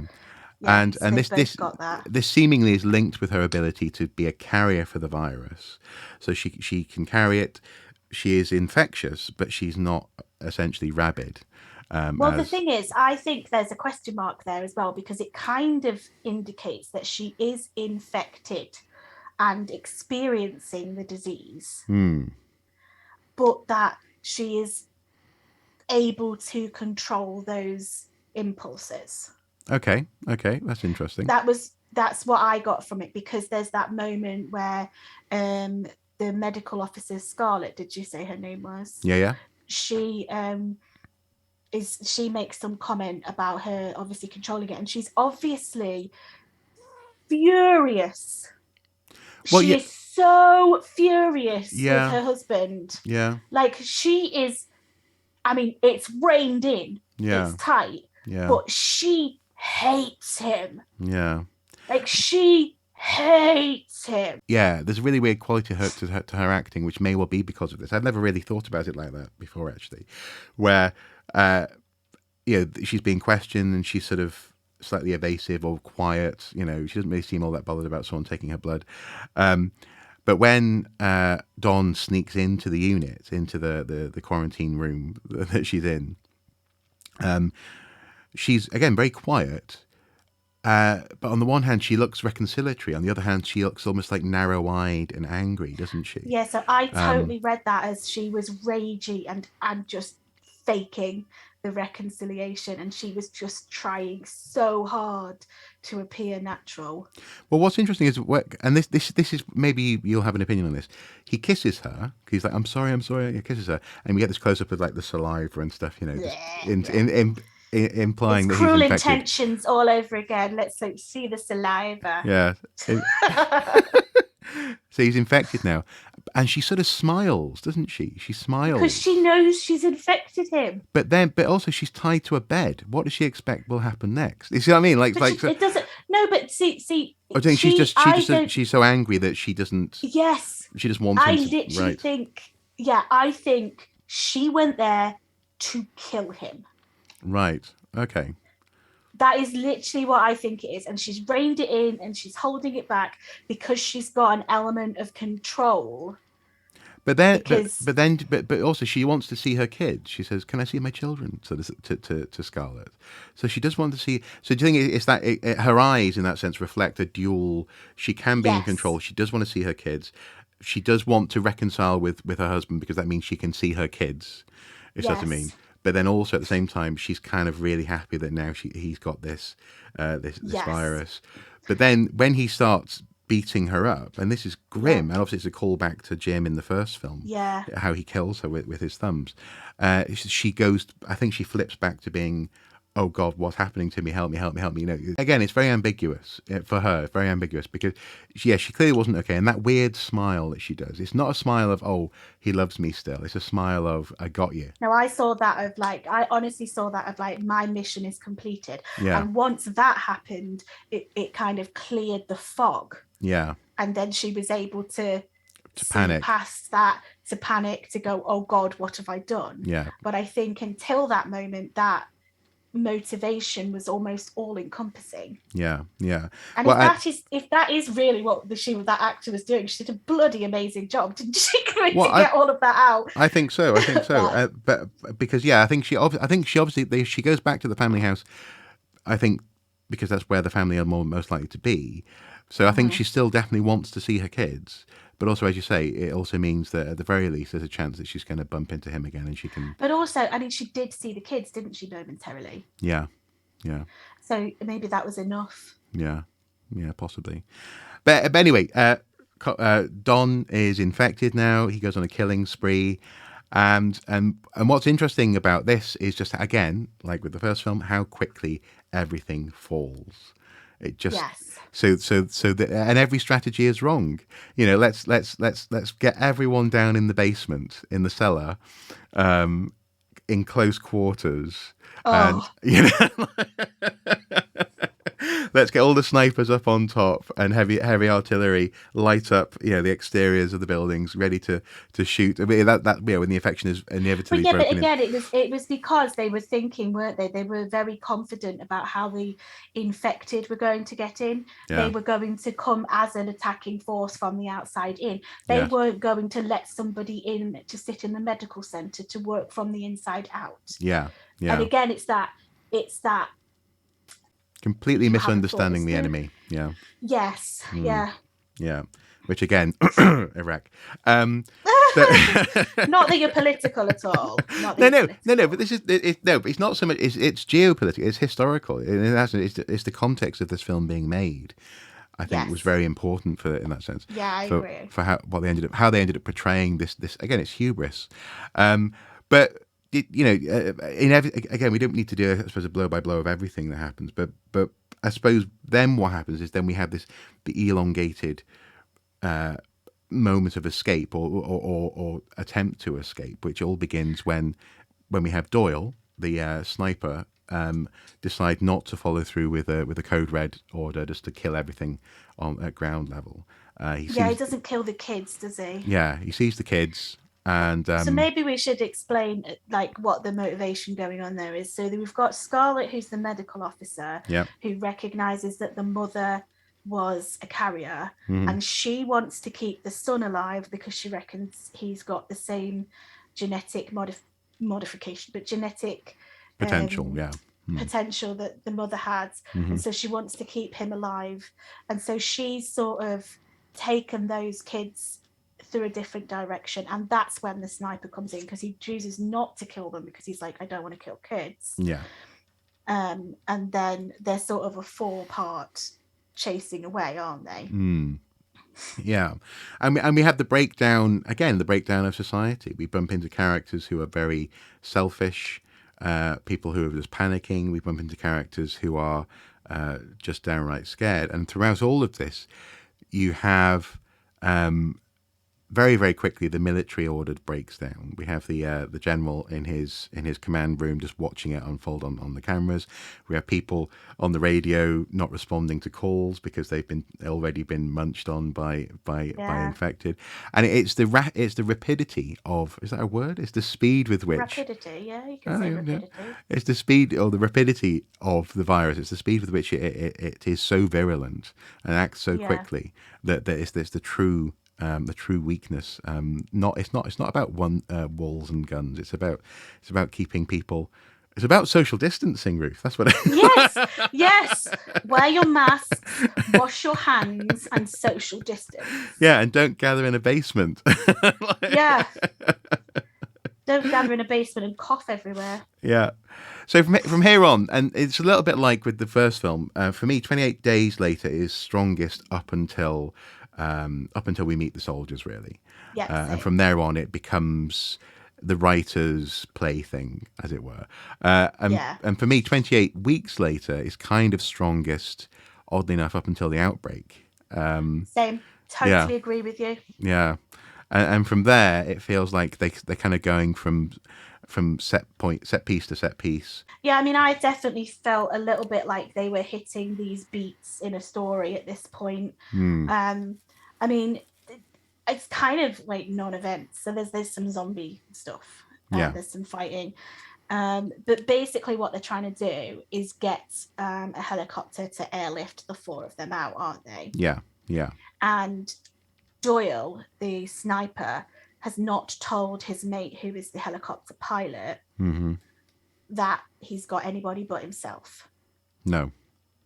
So the four of them are kind of crossing London in the middle of this outbreak, trying to get to this helicopter landing area. They come across a lone shooter, don't they? So there's another sniper guy who Doyle takes out because he's a really good sniper. We come to there's an open park, an abandoned fairground where they hold up for a little while, which is quite a nice little bit, actually. I quite like and also actually the contrast with some of the art painted onto the merry-go-round of like former members of the royal family, etc. These vestiges of a time that's really gone away by now are there, and they're sitting in amongst this stuff. And again, some of that stuff is, again, I like it. I quite like the use of music in this series is always very good, I think. So there's a point when they're being chased across a field, and it's dum dum dum dum dum dum. It's like run, and every now and then Jeremy Renner's character is kneeling down to take off one or two, and they keep on. They're just trying to. It's all about escaping. We have that wonderful moment when, with the confusion with the helicopter, like, you said you were on your own, man. There's 4 people. Ditch the civilians, and he has to use his helicopter to mow down a horde of oncoming. So there are cool visuals, there are cool moments in it, but I feel as though it oddly enough, it is sort of the weakest part. But the backdrop to that is the fact that, again, it's all escalating. So we've gone from on the ground trying to contain with guns to firebombing the Isle of Dogs. So firebombing the Green Zone. We see Don as an infected person who is just always stalking the kids. But this is the bit where it loses me. Don, from this point on, he's too sentient, isn't he? He's too well. It's not even that he's too sentient. It's like, I don't believe he could have kept track of them. On. Yeah. And being that relentless pursuit. So, for example, there's a point when Andy sees him in the dark. In comes Doyle, the sniper, and you are Andy, the little boy. The sniper moves again, and Don's gone. He's not in the background anymore. There's that classic sort of horror trope of appearing and disappearing. Yeah, I mean, this is why you could argue he could just be Andy seeing his dad everywhere. He could be, but it's clear that Don is following them. Don survives. Yeah, but that's the bit I don't like. Don survives the firebombing. Somehow you see the fire going past him in an alleyway. He's okay. Don stalks them through a gas cloud. They start nerve gassing London. He somehow And finds his then he way. follows them into the subway, doesn't he? Yeah, into the. It's interesting because you're just completely losing. Like, oh yeah, and then I am. yeah, This is well. Let me explain then why yeah, this. So the bit that where the film loses me yeah, is the fact that Dawn follows them, yeah. and then like attacks them at the end. Like they have to face off with him at the end. But I think but for me, this is what makes it oddly interesting. Is that it's the No, through I know, thread but that's this is established at the beginning, isn't it? but yeah, no, and I get that. I understand that, but to me, that's not authentic to the story No, because we have not seen that behavior that sort of in focus. anybody apart from the mum who is immune. Well, not immune, but a carrier. Yeah. Well, And I don't buy that he is able to do that, yeah. that he just randomly survives all these other things. You well, know, that well, but also. and But also, not only can he keep track of them across London, which is a big ass yeah, place, but also as well, he has such self control that he sees Andy in the street and doesn't just yeah, run at him. If we're yeah, going with the fact that Andy might have actually seen him, he doesn't just run at Doyle, rip the sniper guy apart, and just go after his boy. He stalks them like a yeah. patient So hunter. Yeah. that again, that's not in canon. No. Is what annoys me. It's not anything that we've set up about the rage virus previous to this moment, Yeah. and that is why it annoys me because it takes me out of the story. Yeah. It completely removed me from the story because the believability factor was gone. If they had in some way presented this in as a feature that could happen with zombies, not zombies, the infected, prior to this behavior, I would have been like, meh, but okay. But the fact that this is the first instance of us watching it, he's not special. He's not special, and this is why I think the film makes him special. This film does make him special, but this is why I think the boy. This is why I think the boy at the beginning is important. The thing is though, he could have just he knows he's been chased by his parents for a certain amount of time, and maybe beyond then it was just the whole village was chasing him. But I think there's enough of a hint there that maybe people are drawn to kill and get supremely angry with the things that are frustrating them the most. So if you're a little boy, maybe you piss off your sister sometimes, and your sister, now that she's angry, she's rage filled, she just wants to murder you. I think there's something they give you just enough, and the idea that even in the first film, this isn't a zombie virus. It just it's an he said the scientist says it's that rage. The scientist says that the chimps have been infected with an inhibitor. So it's something that stops you not doing what you would do in your most violent moments. So and therefore I think you're right. There's a problem with the idea of but this might be an American film production notion of London problem, where they're deliberately making London into a relatively small place, as opposed to because where they end up, they started down at Dogs, they end up at Wembley. And they've gone through all these different other places. They've gone, I think, is it Hyde Park, maybe? Yeah. They go all around the houses in a very large city. Conurbation, in fact, it's a massive place. It's the biggest city in Britain. Only to find themselves again as well. This is where they also break the infected in the subway in the underground. Somehow Don can see when. The uninfected humans need Scarlett and Doyle's sniper rifle with night vision to see where they're going. Somehow he ambushes her, takes her sniper rifle and beats her to death with it in absolute pitch blackness. That's unbelievable. Again, they sort of slightly break the infected there. No. But what I'm saying, I think you're right. I think the fact that he stalks them, the fact that he shows patience and cunning, the fact that he stays out of the way of blanket firebombing and nerve gas. The fact that he can see underground in pitch black, but all of it I think is forgivable because it builds up to the moment on the platform in the subway station, which is the bit where the film completely turned me off, and it's obviously the bit that you think's good. Well, no, we've established. I think everything after the infection, actually, oddly enough, in this infection movie is bad. Sorry, it's disappointing. With good bits. but I think the director clearly had a story they wanted to tell. They had a Yes. dynamic they wanted to communicate, and I think it's brought to fruition on the platform, where clearly Don is desperate to murder Andy, because Andy kind of looks like his wife. Andy's got the heterochromia in the eyes. He is just, he stops for a second. He's dripping blood from his mouth. He's foaming. So He's maybe rabid. there's something there about like the fact that it was a boy that the wife was saving or trying to save. Potentially. Yeah, exactly. Yeah. At the beginning, yeah. So Alice was trying to save this random boy, and he's just like, and then out of nowhere, behind him, for him, out of nowhere, Tammy, the daughter, shouts, "Not Dad, but Don, Don!" And you get a flash of what he sees. He sees his wife in the bedroom again at the beginning of the film, going, "Help me! You know what are you going to do? Don't run away." And instead, in this moment of hyper ultimate shame, he decides to run at this woman, because this woman is not his daughter. This woman is the memory of his wife, who accused him, who heightened his shame, and she shoots him in the head because she's now got the sniper rifle. You know, it's this again. I think that is it's a family dynamic. It's very powerful. It's this notion of the fact that grown-ups, you know, see their loved ones in their children, and all this sort of stuff that's going on. But also as well, I think it's a little key into what this director at least thinks the virus does to you. Yes. And therefore I think it just about holds the chase through London together, just about barely. I still don't buy it. I mean, I couldn't track someone through London conscious. Never mind if I was. Yeah, I know. I'm like, London's a warren of streets. Yeah. Like, Tall I don't know how streets as people. well. I know, Yeah. like you need sat nav for that stuff. Yeah.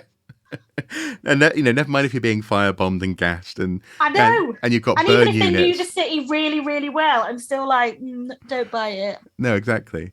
But I think that's it's again, it's about family, and so Yeah, so I do think you're right in the sense of like that does take that family arc back to where it needs to go, doesn't it? In that sense, and you're right, we are getting an insight into the disease and what it does, which again, I quite like that bit. Yeah. That we're seeing more of it, but I still can't. I guess the difference between our experience of this is I can't move past the unbelievability of that moment to overall feel the film is okay, whereas you can.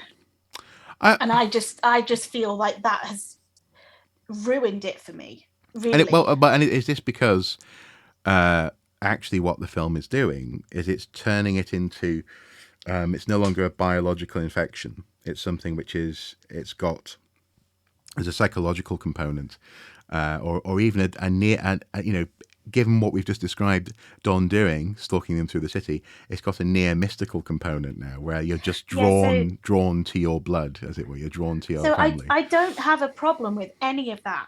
No. I have a problem with the fact that he achieved it. Okay. Yeah. So I don't have a problem with that being his motivation. I don't have a problem with that being the reasoning behind him stalking them. But I have a huge problem that he was actually able to stalk them, turn up, react to, and actually fulfill that part of his role as an infected person in the story. Yeah, and also as an unaugmented human being as well. Yeah. Because again, there's been no indication that the virus gives you extra strength, or that you don't need to breathe, or that you can see in the dark. It's just you're just very angry. Or that the nerve agent wouldn't have had an impact on you. Yeah, absolutely. So that's where my issue is. None of the storyline there is a problem. I think if that had happened earlier, in the chase scene, that would have been good. Even dare I say, but I think because we had this convoluted chase scene, which just was nigh on impossible, and then for him to turn up at the end was just so far from really realistic. That it just completely takes me away from the story. Yeah. But yeah, I don't have a problem with any of the other things you're saying, and in fact, I think all of those other things are good. I Mm. just think if they had, put it together in a way that meant that that wasn't such a ridiculous thing to So, happen. so do you think maybe? And again, it's one of those weird things where if they put too much of this in, then we would be saying that they've got exposition dumps. But maybe if in the lab when she's seeing the virus that she's from the blood that she's drawn, and she's confirming that Alice, Don's wife, is infected, is a carrier. When she's seeing on a microscopic level the virus of infecting and attacking healthy cells, she could sort of maybe come to a conclusion how it's drawn to similar genetic dispositions or something. So maybe she could test it on one of the kids' bloods that they took a sample of, this kind of thing, and go. Yeah, I mean, you could have had a bit. You could have had more of that bit there, Yeah. kind of studying it. Because Yeah. I mean, if you look at something like Alien, there was Mm. quite a lot of study of the alien, wasn't there? Yeah, and that and that Like there and was a that lot made of you talk scared of about it. how it. Yeah. Yeah, like there was a lot of talk about like what when it was on what's his face's face, Mm. how it was getting the right balance of nutrients and how Mm. it was feeding and what it was doing, and there was a lot of that. And I think that doesn't necessarily have to be done badly. That can be intriguing. Yeah. And Yeah. I think that, so yeah, I think it would have been interesting to have that, and not necessarily tell us about it, but put ideas in our head. Her asking herself questions like, what's happening here? That Mm. looks like this is happening. What does that mean? And you could have even had her be alive a bit longer and respond to some more stimulus, Yes. Yeah. because you literally see the wife, don't you, Alice, on chained to that bed with a funky eye. Yeah. Yeah. you know And then she's obliterated in the firebombing. Yeah. yeah Having been already and been killed. Yeah. I think that was a missed opportunity in terms of us exploring the nature of what the carrier was. I mean, So and I also, are you sort of saying that you'd have liked them just to give you a little bit of license to go with them in terms of yes, the storytellers? Yeah.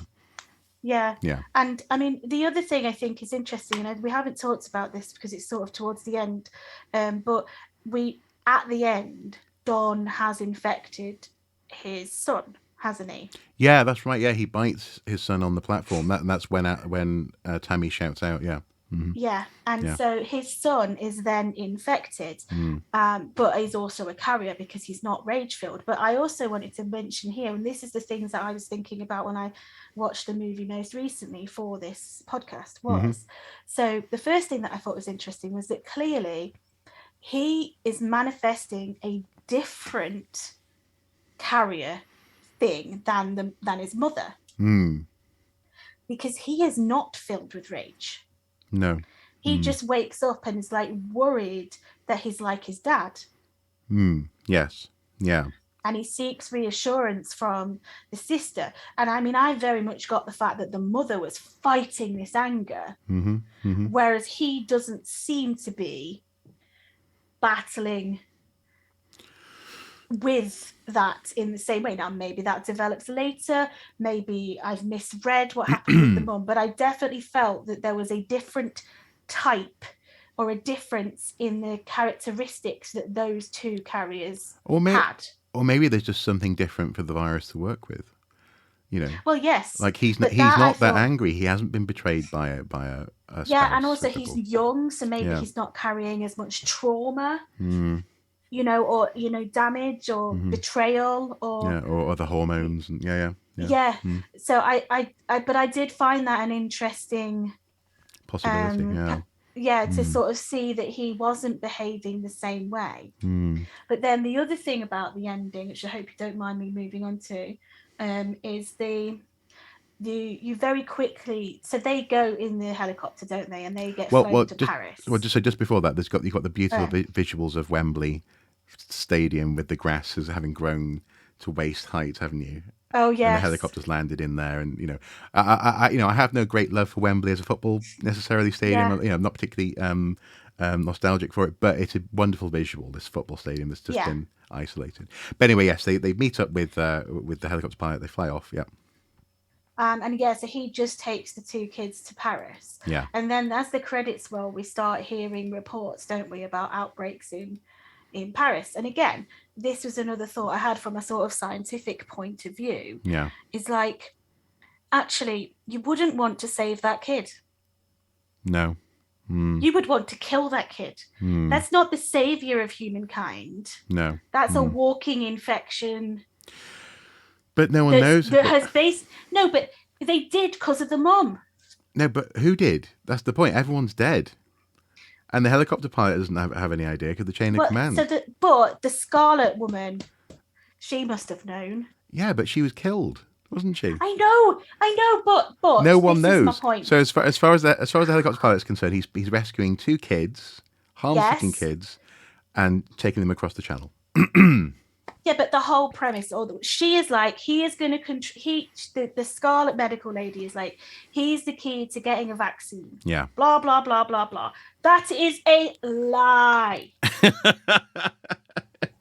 No, it's not a lie. No, we know how vaccines are made. Oh, yes, you don't need people that are immune to make a vaccine. No, you're right. That is a lie. Yeah. And so they're finding this person with this genetic twist so he can wonder about his life. Absolutely fine. And anybody that he kisses, rubs against, blows sweat onto, do you know what I mean? Just any mucus liquid from his body that falls onto somebody else.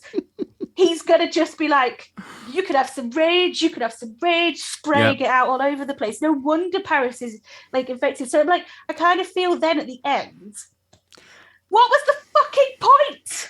No. What was the point? Because you go to all this effort to save the person that then infects the whole of Europe. Well, I think the implication is, I don't know how it happens, but it cuts to black, they're flying off, and then it fades back in, and the helicopter has crashed, it seems, and it looks like somehow either the pilot or Tammy got infected. He probably breathed in his face. Yeah, breathed on him, bled on him, something. Yeah, they might have kissed his sister. Who knows? Who knows what happened? No, but no. He might have kissed his sister. But in a That's not what I was expecting you to say. in a kind of like, we're safe, Yeah. I'll lick your eyeball kind of way. And the helicopters crashed because clearly infection immediately broke out. It may be even in the air over France. And so the final shots we see are people running through the metro system in Paris, isn't it? Yeah. Enraged, and then it breaks out onto the Concordia with the Eiffel Tower and the silhouetted in the background.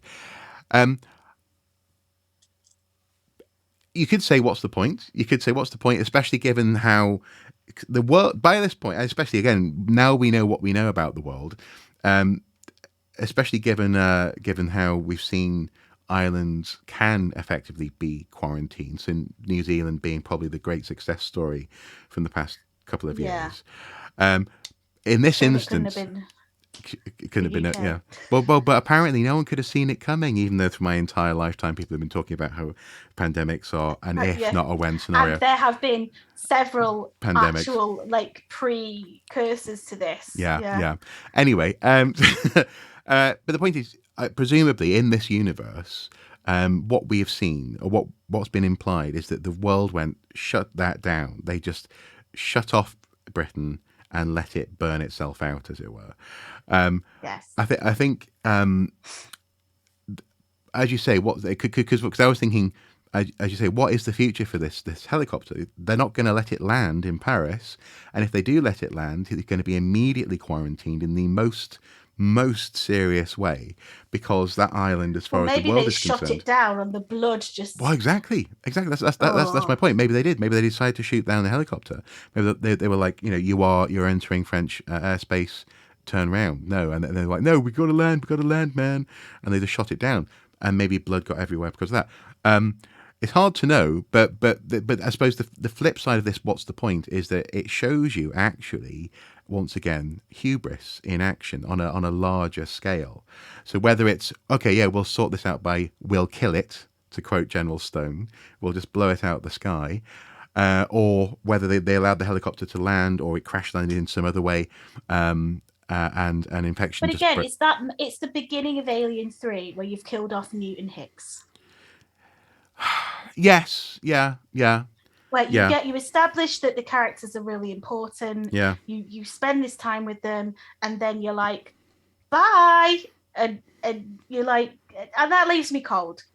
Yeah, Do you know I can that? understand that. But can I not appeal to the scientists in you by suggesting that no individual is actually important in the context of a pathogen and a pandemic? Yes, I agree with that, but this is a tale of story It and is, of yeah. fiction, and in order for that to work, you have to buy into, don't you, the character. Yeah. So like if it, and if you could appeal to me on the scientific reasoning bit if the Don stalking had been more realistic earlier on in the story, but not to then got to believe this outrageous like story arc of him following his children, but then I've got to be like objective about this other thing of them not really being important. No, it's not. It's not so much objective. It's much more a case of I think the broader what you're asking. What's the point? I think the point is to say you can try and keep a lid on this all you want, but whether through human inaction, hubris, or mistake, it's likely to get out. Is what I mean. Yeah.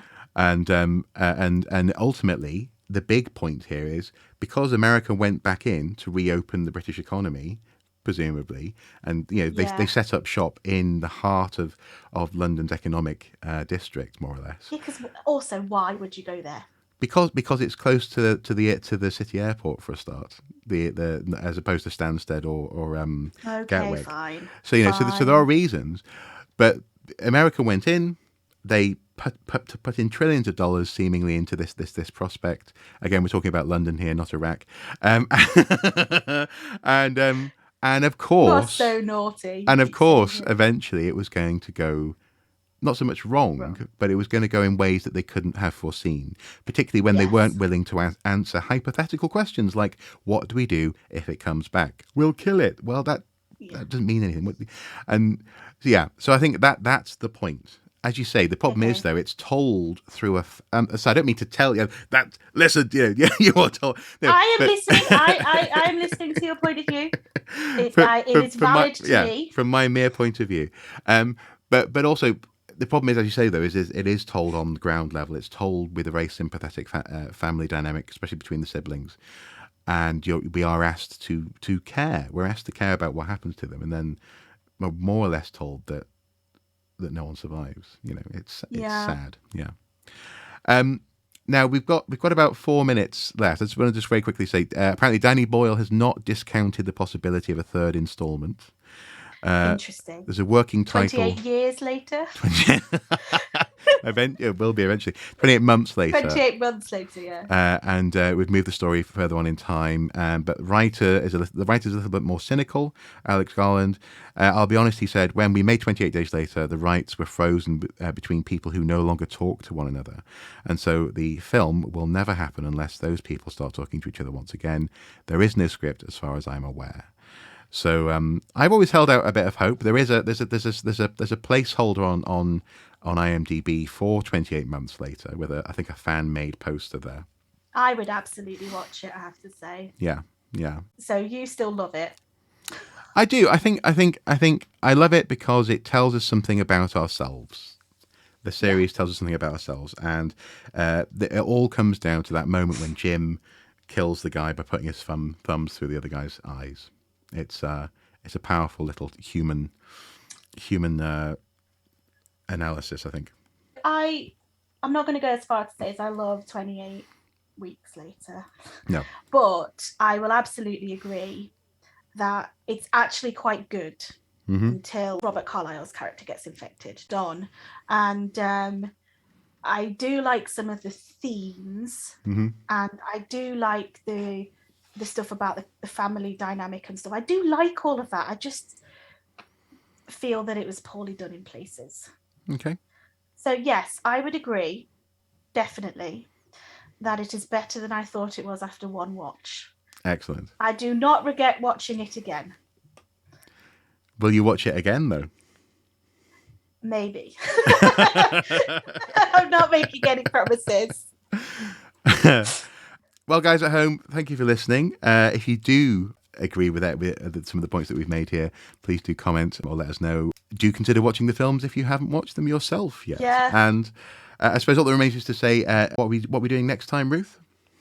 We're going to talk about Alien and Aliens, and about the sequels we would have wanted and the prequels that we would have wanted. Yeah. So we're going to look before and after on that wonderful. Maybe a little bit of Dark Horse film. comics in there as well.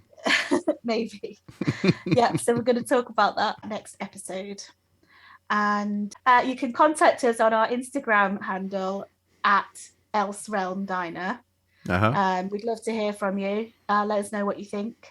Again, if you want us to talk about something that we haven't talked about yet, we might take on board some suggestions. if we deem them worthy. No, I'm keeping that. That's a little insight into our dynamic. Sound awful.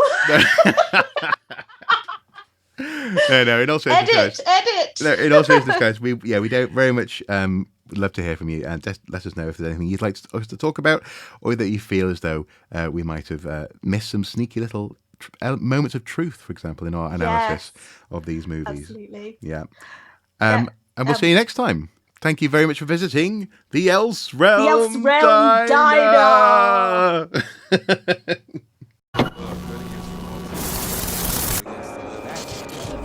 Else Realm Diner.